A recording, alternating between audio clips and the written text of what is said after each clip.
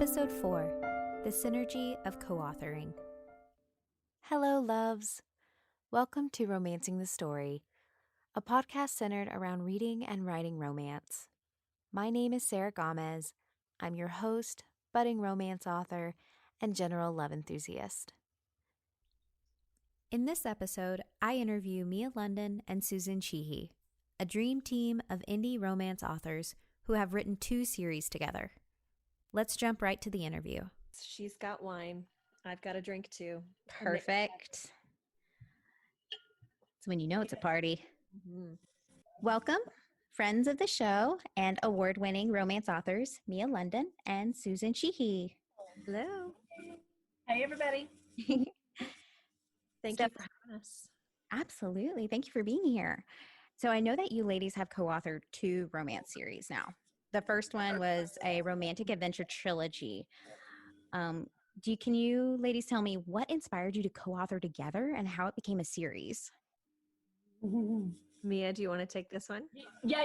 So I'll take this one. So it's sort of an interesting, funny story how we came about, because that was definitely the springboard for doing a duet this time around. So it's a 3-book series, a trilogy, as you had mentioned. Girls' adventure, best friends going on trips together, and they each find love along the way. So lots of fun to write, great collaboration together. One of the things that made it so much fun was that,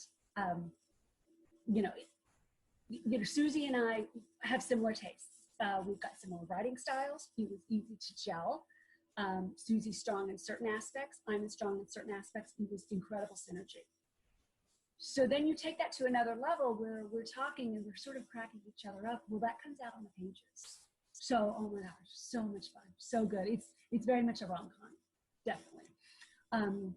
So the interesting thing about this is that we started talking about this series in 2017 and it went live on 2018. Well, it was a tumultuous time during our lives. Susie had lost her dad in late 2017. I broke my leg, horrendous break, in early 2018, but we kept pushing on, right? I don't know how to explain it. It's like we were motivating each other, right?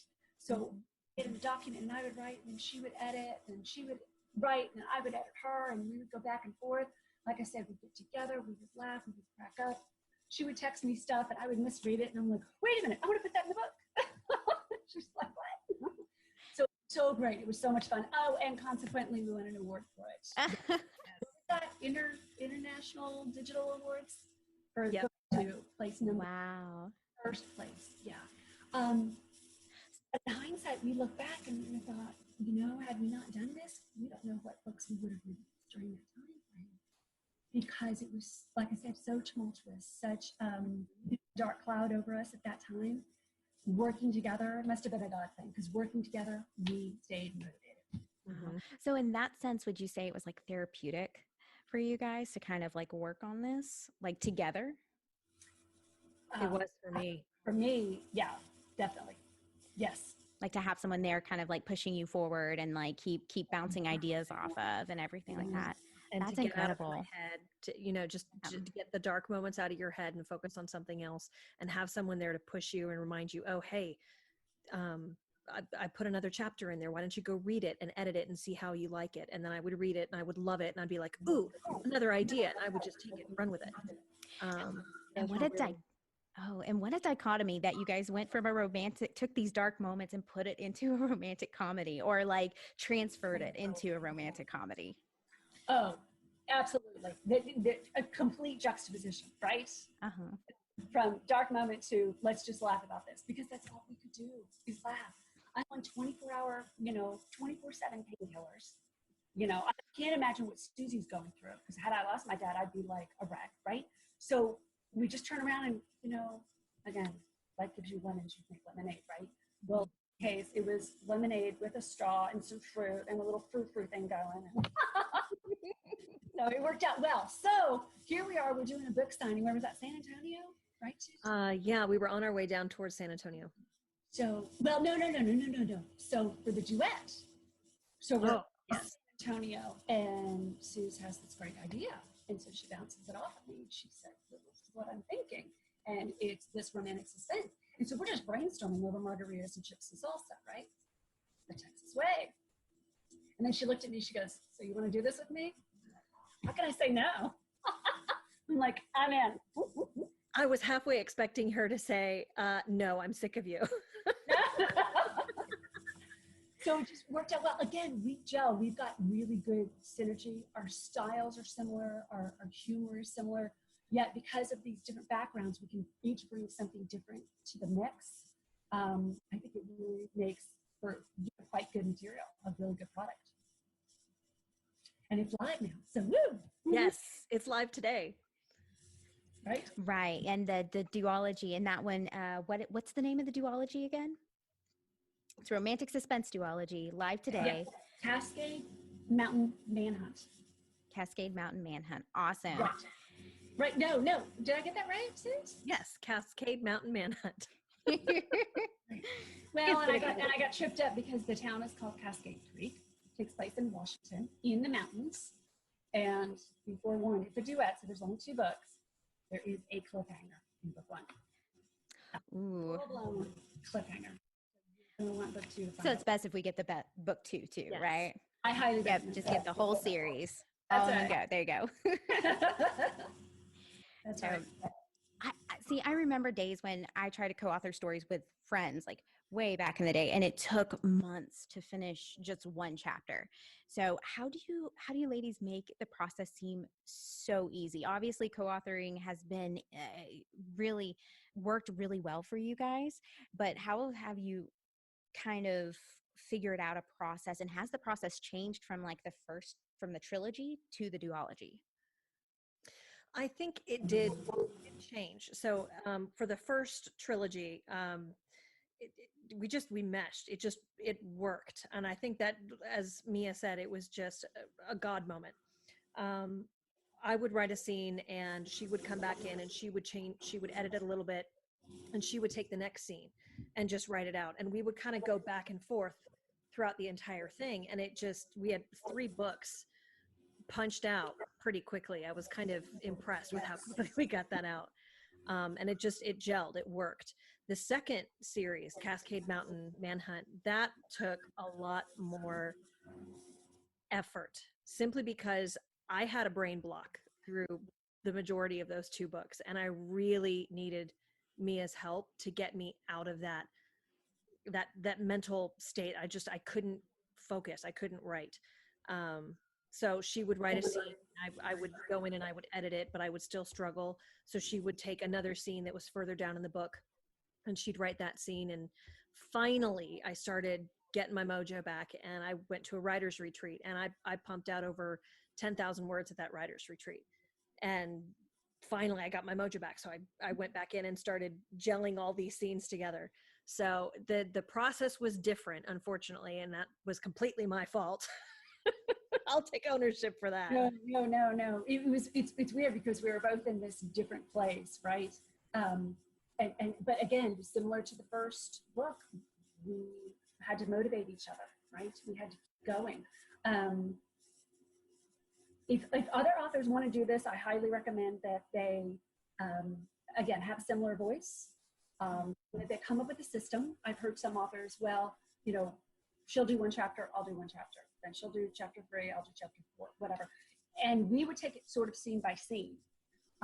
In this case, Susie's much stronger with the romantic suspense. So all that suspenseful stuff.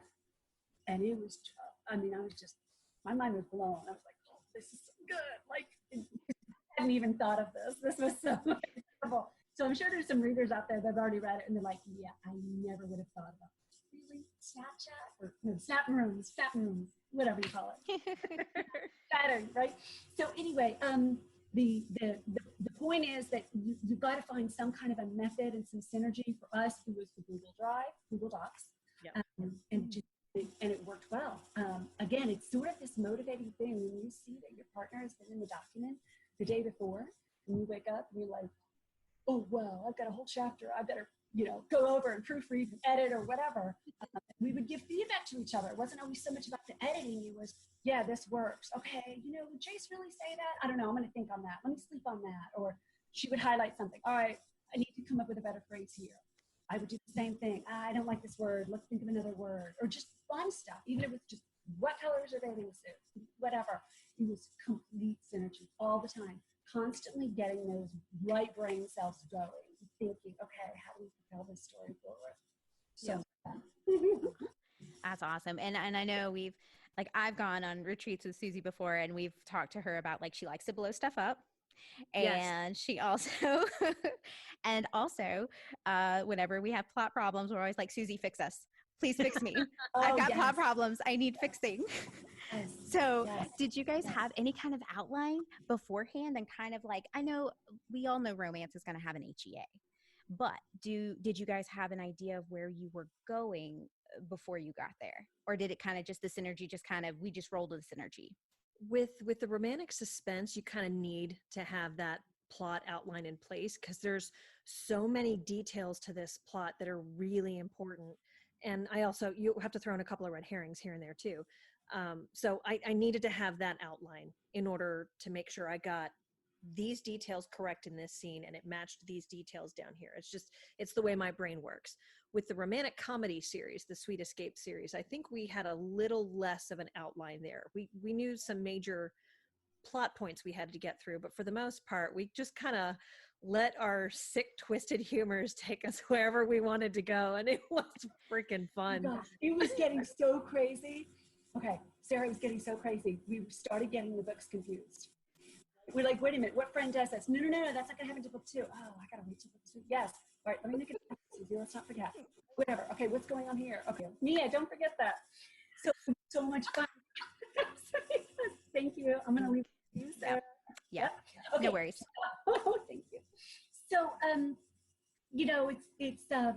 it's I don't know, this play off of each other, but when you get to some serious topics, like you talked about earlier, where you're blowing things up, lives are at risk, whatever. I would say that a plot is, much more required. An outline is much more required beforehand.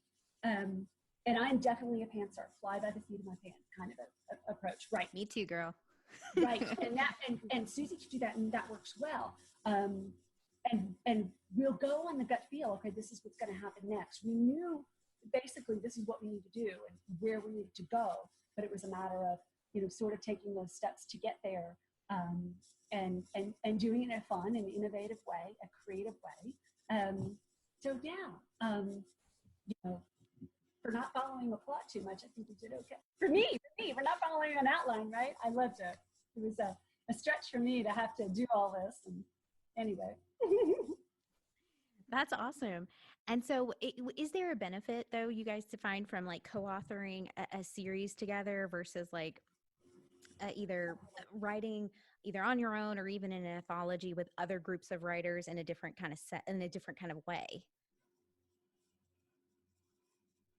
Well, I've done 2, I'll have Susie explain hers. I've done 2 other anthologies with other authors, 5 other authors. When was that? 2017. We didn't have much of we had a theme and that was it.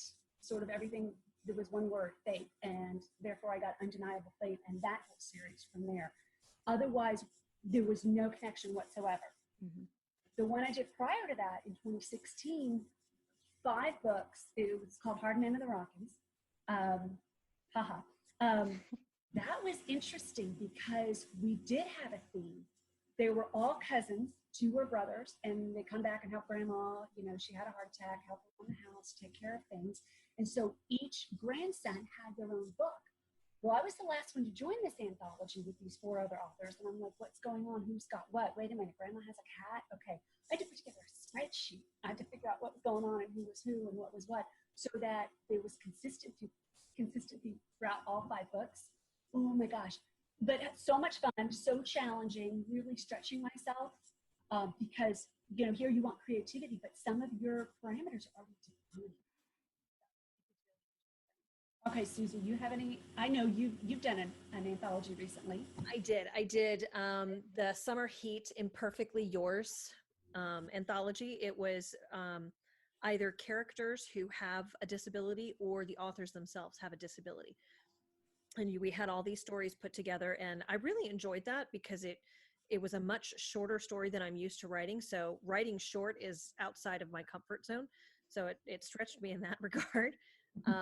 But it still was a lot of fun. However, I still had a lot of autonomy to my own story. I was on somebody else's deadline, somebody else's timeline, but I was able to get it done on my own and send it in and then do editing.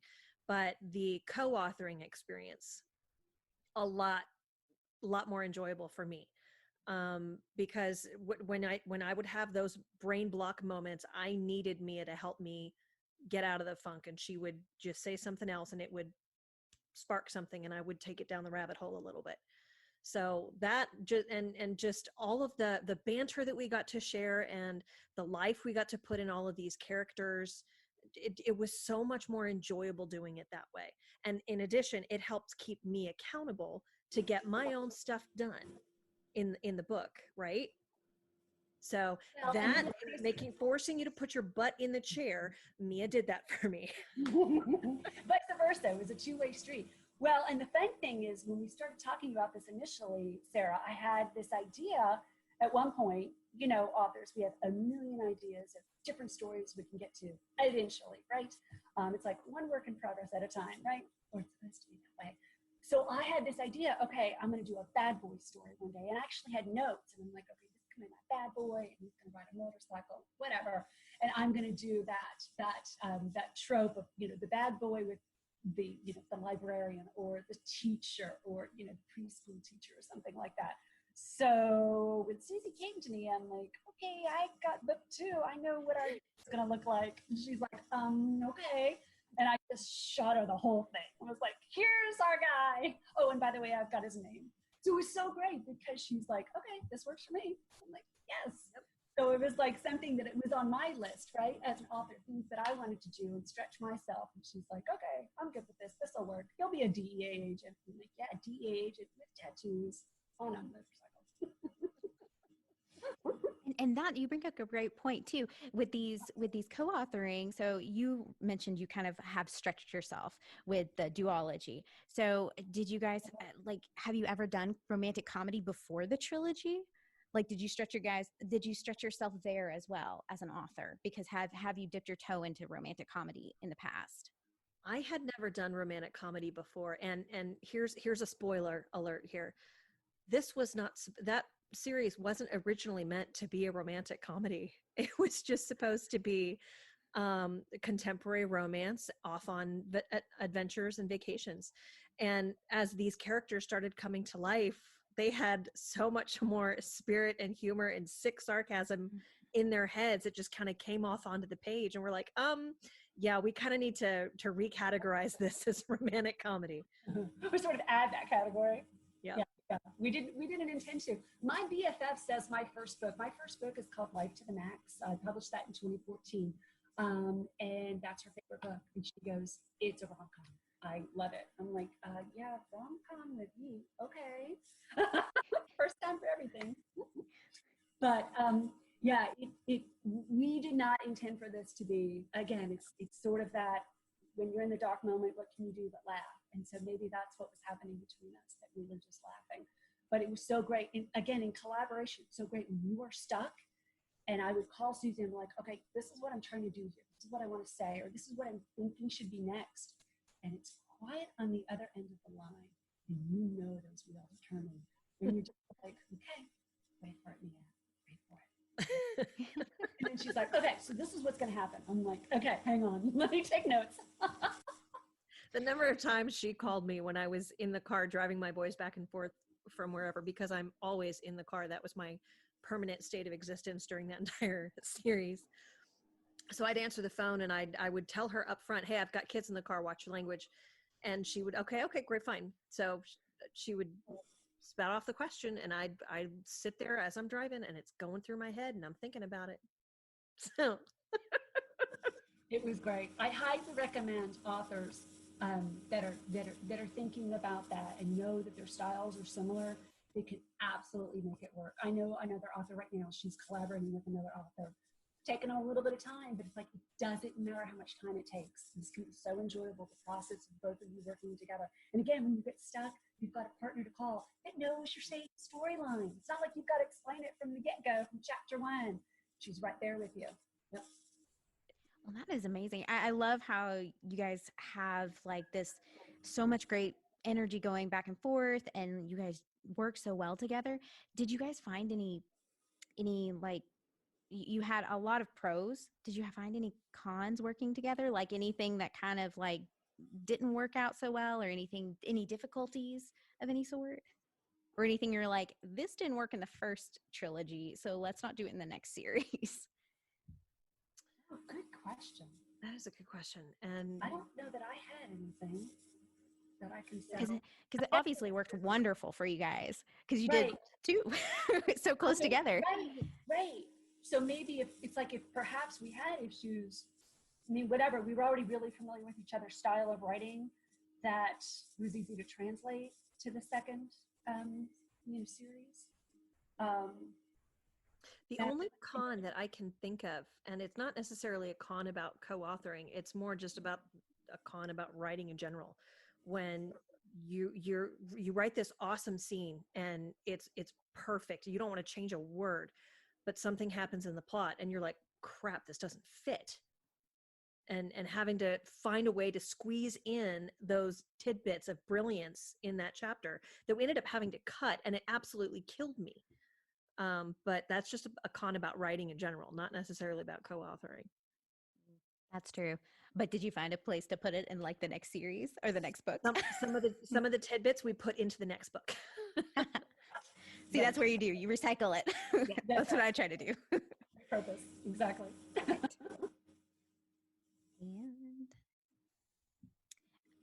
And I mean, obviously, the sounds. We already talked about you kind of like the writing process you guys have and everything like that. Kind of how you guys have worked that out. But and this kind of seems like a silly question too. But do you guys see yourself co-authoring more series together? I don't know. Are you sick of me yet?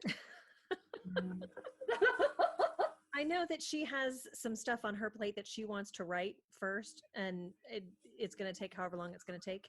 I have other projects I want to write on right now and haven't been able to touch since COVID. Thank you very much.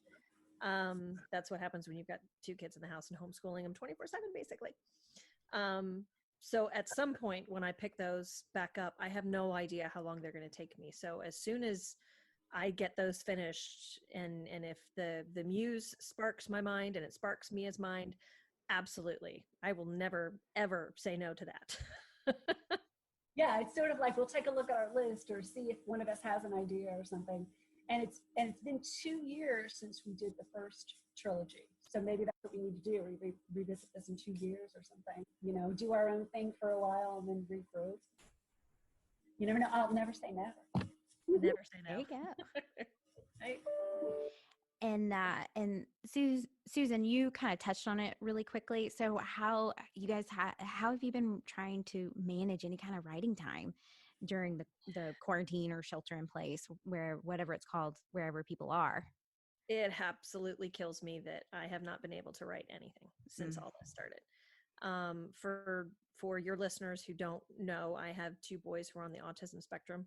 So when they're at school, they have a lot of accommodations, they have a lot of modifications to their curriculum, and they have a whole team at their schools that helps, it takes a village, right, to raise a kid. And each of these 2 kids have their own village at their own schools. And those villages have been closed down, and it's all me. My husband's on conference calls basically the entire day. He's working really hard, and it's pretty much up to me. And so there's no time for writing. The muse is pretty much, drinking 24/7. Not me, but the muse is drinking 24/7, and she's like, yeah, you're going to put this off to the side for a while. I don't know how long this is going to last, but hopefully when we come out of this and things start normalizing. What? The muse has COVID. The muse has COVID. She's like, nope, I'm done right now. Laid up. Yeah.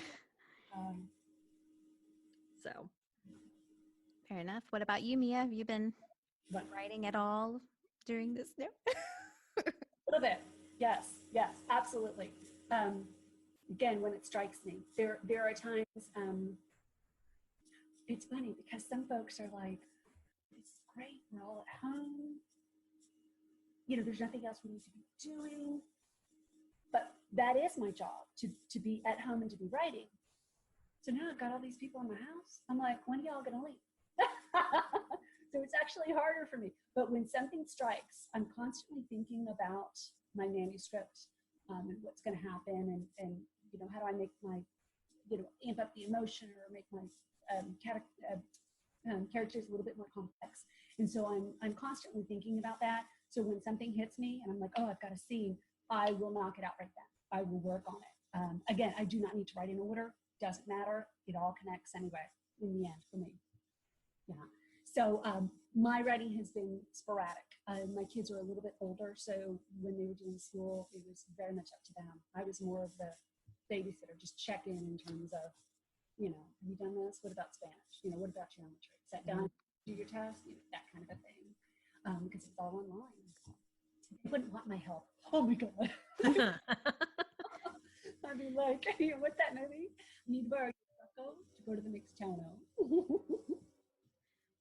So basically, tell us a little bit about then the romantic comedy trilogy and the romantic. I know you briefly talked about the romantic suspense duology, but tell me a little bit about both. Just real quick, just like a pitch to the readers about like. Okay. All right, you take that one, Susan. I was gonna say, I'll take the Cascade Mountain Manhunt, and you take Sweet Escape. So Okay. Cascade Mountain Manhunt, they're about two DEA agents who are basically set against each other. The first book, the DEA agent, is actually a cybersecurity specialist, and bottom line, his partner gets murdered, and the DEA thinks it's him, thinks he's a mole, and killed his own partner. So he actually has to go on the run and try to find out who is responsible for killing his partner and bringing his partner's death to justice. So he goes on the run and goes into Cascade Creek, Washington, where he meets a waitress at a diner, Sky, who is a big time mystery reader, and she is desperate for adventure and desperate for escape from monotony. And she meets, he introduces himself as Guy, basically, and they Some guy. Some guy.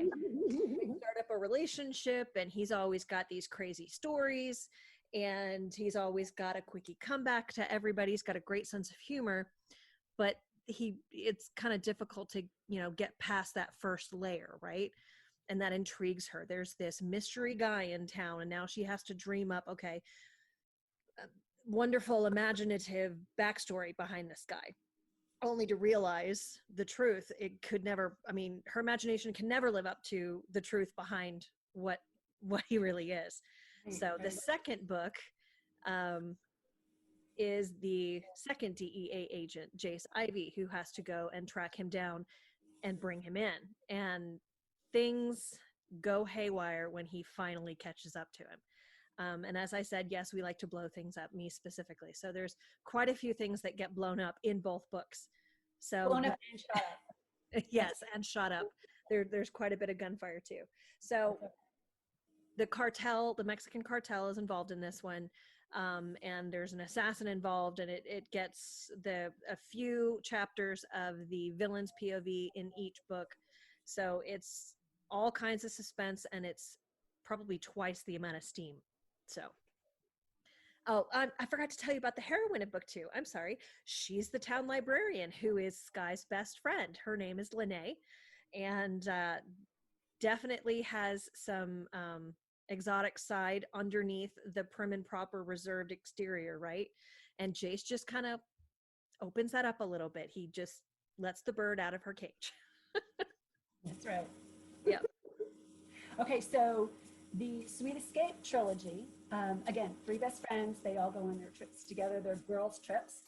They all find love along the way. So we're going to places like, where's the California? Where was that, Suze? San Francisco. Santa Cruz, and then south of San Francisco, and then Puerto Vallarta, Mexico, and Colorado for a ski vacation, also during Thanksgiving time. So, yeah, I guess that's it. I mean, that's it in a nutshell, right? Each girl, they're best friends. Like I said, find love along the way. Some of the feedback I'm getting from readers, they love that connection, the love connection, and that's great, and the romance and how that builds, and they build as a couple. But they also love this whole backstory of the three best friends. They love to see that, and the snarkiness and the sarcasm, as well as the support, the I love you unconditionally kind of stuff. And I gotta say, that touches me. I mean, I love how that came through, and that came through organically. That we had no intention, and maybe that was a function between Susie and I, because we are also friends as well as co-writers, co-authors. So maybe that's how it translated, came through on the pages, as well as the humor. I mean, some of it was just so easy. Don't you ever bored to wax? Yep. Oh my, just buy it. Oh, that's from the first book, Dry Spell. And oh gosh, I love that scene. Well, and I love how you guys brought up the really. Wait a minute, there's a few. Lene's got a good one. Shut your pie hole. Like, shut your pie hole. That sounds like a librarian thing to say. Pick up the book. There you go. Probably the closest thing she gets to swearing, because she doesn't swear. So occasionally she's like, shut your pie hole. Oh, I'm sorry. Or holy Moses. Holy Moses. Or whatever. Holy guacamole or whatever. Yeah, she doesn't cuss. It's adorable. Jace teaches her how to cuss. Mm-hmm. Oh, that's fun. Bad boy. Quintessential bad boy. You can't help but love him now. Oh, yeah. You had me at blowing stuff up, but bad boy on top of it. I mean, I'm sold. I am sold. But I love how you brought up the friendship aspect, because that's something I talked to last week, actually, with Kimberly Packard about how she writes women's fiction and like really impactful relationships. That's something I wish I saw more often in romance, that I kind of lack a little bit, is because I want to see more like strong female friendships with each other. And I'm so glad you guys were able to really put that in there and make it such a pivotal point in your books. That's actually the probably the biggest common theme between all three of those books. The unconditional love and friendship between those three women, and including checking each other when they start getting a little crazy, and then forgiving each other for acting crazy. That connection between the three of them is on every single page, even if they're not talking right on that particular page. That's probably my favorite part of that entire series. Well, I'm so glad that you guys were able to join me. Thank you so much.